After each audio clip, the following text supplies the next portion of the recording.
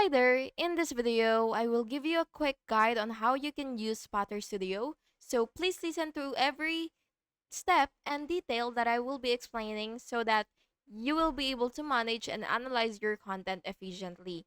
So first, of course, you have to go to Spotter Studio, and once you're here, make sure to log into your account.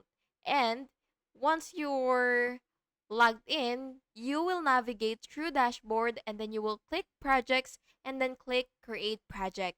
Then you will add data sources or content files to your project, and then you will use the analysis tools to generate insights, and of course customize your workspace by adjusting the views, the filters, and reports, and then you can save and export your findings as needed. And by the way, if your screen looks different, you can also check under workspace, and then you will see projects and then analysis tools. And that's basically it. Thank you so much for watching this video, and I really hope it was helpful for you, and if it was, please make sure to like and subscribe for more videos like this. Thank you and have a good day.